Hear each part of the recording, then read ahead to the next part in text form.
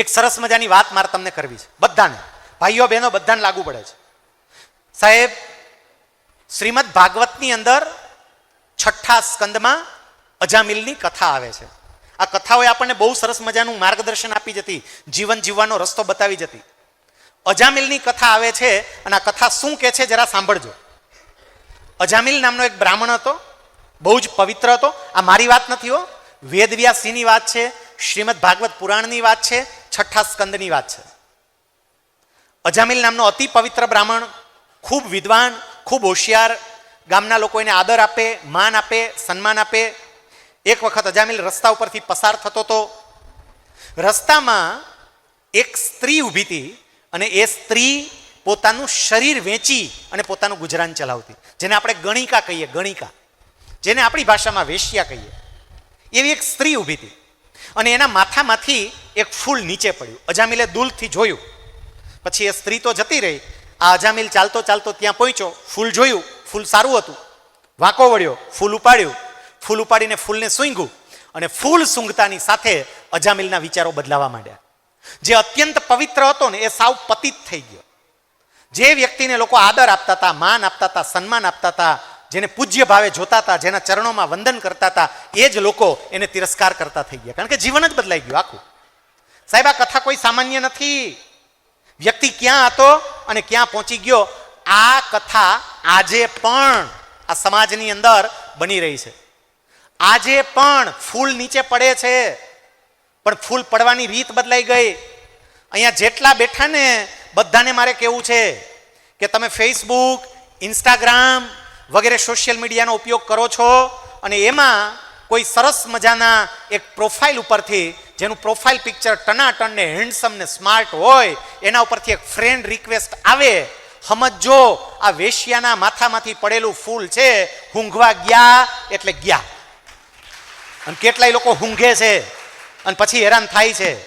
સાહેબ, સમાજની મોટી મોટી વ્યક્તિ આપણને થાય કે આ વ્યક્તિ આમાં ક્યાં પડી, પણ સરદાર સાહેબનું જીવન સામે જોયું હોત ને તો એમાં ન પડત.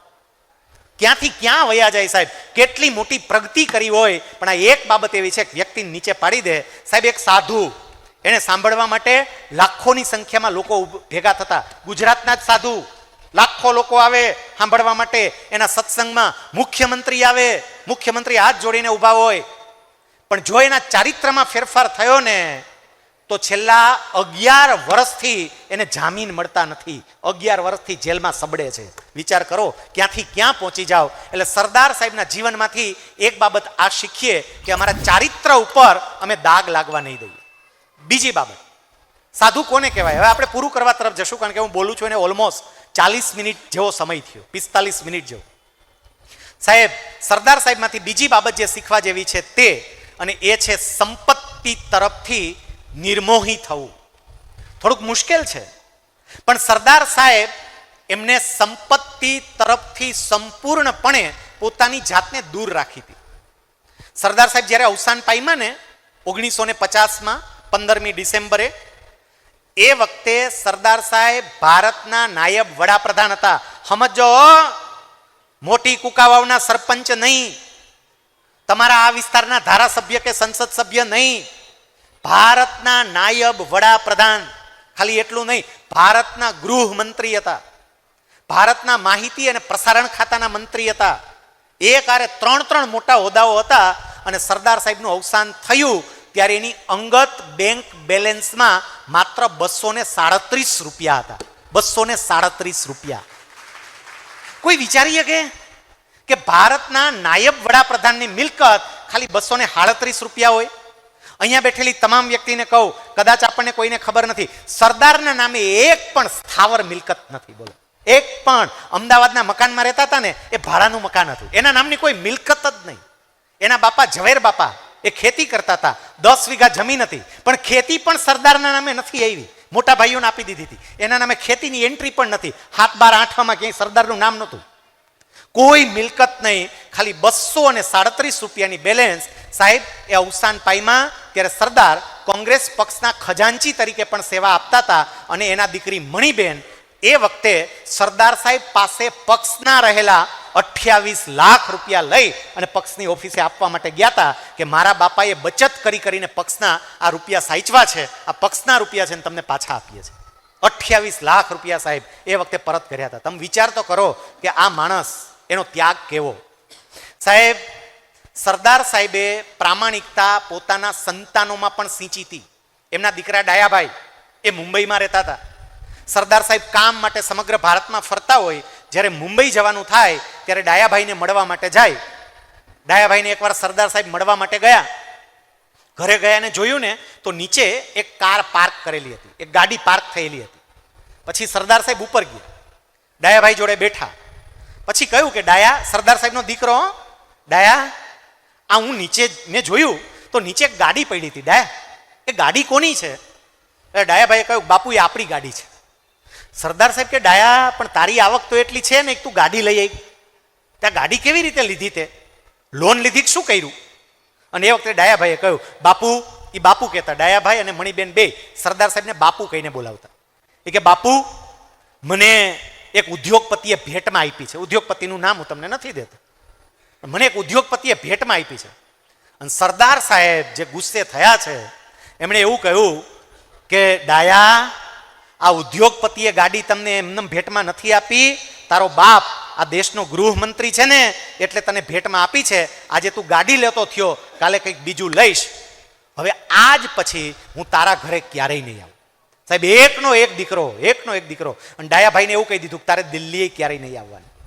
વિચાર તો કરો, આ માણસ કેટલો પવિત્ર માણસ હશે કે એકના એક દીકરાને એવું કહી દીધું કે કોકની ગાડી લીધી છે બેટા, એટલે હું તારી ઘરે નહીં આવું, હું તારાથી અંતર રાખીશ, તું મારો દીકરો છો, હું ધ્યાન રાખીશ, પણ આપણી વચ્ચે હવે સંપર્ક નહીં રહે. સાહેબ, એમને પોતાના પૌત્રોને પણ દિલ્હી આવવા ના પાડી દીધી હતી. દિલ્હી આવતા નહીં, મારે ત્યાં તમે બહુ આવતા નહીં. અને સરદાર સાહેબ કહેતા કે તમે નાના છો, તમને ખબર ન પડે, પણ તમને માધ્યમ બનાવીને કોક તમારી પાસેથી કામ કઢાવી લે, મારી પાસેથી. અને એવું ના થાય એટલા માટે તમે કોઈ દિલ્હી નહીં આવતા. સાહેબ, આ એમની પ્રામાણિકતા આપણને જોવા મળે કે આ માણસ કેટલા પ્રામાણિક હતા. અને હવે છેલ્લી વાત કે સરદાર સાહેબે આ દેશ માટે આટલું કર્યું. આમ તો છે ને આ સરદારની વાતો અદ્ભુત છે, અને એ વાતો ખાલી 1 કલાકના પ્રવચનમાં કોઈ દી પૂરી થાય જ નહીં. એના માટે અહીંથી વાત થઈને એ રીતે 3 દિવસની સરદાર કથા કરવી પડે. રોજ 3 કલાક આપણે વાત કરી અને એક સરસ મજાના પ્રસંગો, બધી બાબતો લેતા જઈએ, આપણને સરદાર સમજાય. છેલ્લી વાત કહીને હું પૂરું કરું. સરદાર સાહેબ દેશ માટે આટલું બધું કર્યું, પણ સાહેબ એ સરદાર સાહેબ એનું નામ ભૂસાઈને એવા ઈર્ષાળુઓએ બહુ પ્રયત્નો કર્યા છે. મારે છેલ્લે તમને એ યાદ અપાવું છે. અને એટલે આપણી પવિત્ર ફરજ બને કે આ સરદાર સાહેબને આપણે ઉજાગર કરીએ કે આ માણસ કોણ હતો. એમનું નામ ભૂંસવા માટેના પ્રયત્નો થયા. કેવી રીતે? 1928ની અંદર, અહીંથી થોડીક વાત સમજજો.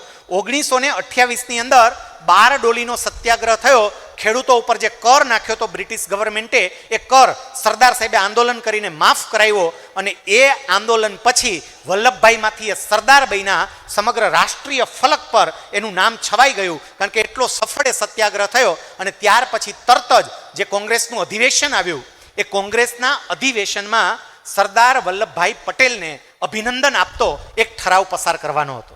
એ ઠરાવ લખાણો, અને એ ઠરાવમાં લખાયેલું હતું, બારડોલીના સત્યાગ્રહને સફળ કરનાર સરદાર વલ્લભભાઈ પટેલને અભિનંદન આપીએ છીએ. આ શબ્દો લખાયેલા હતા. એ ઠરાવ આવ્યો. ઠરાવ અમુક વ્યક્તિએ વાંચ્યો, અને વાંચ્યા પછી તરત એવું કહ્યું કે આમાંથી સરદાર શબ્દ કાઢી નાખો, સરદાર શબ્દ કાઢો. વિચાર આવે છે કોઈને કે કેટલી ઈર્ષા થતી હશે? સાહેબ, એ ઠરાવમાંથી સરદાર શબ્દ કઢાવ્યો. તમે ઠરાવમાંથી કઢાવો, પણ લોકોના હૃદયમાંથી કેવી રીતે કઢાવી શકો?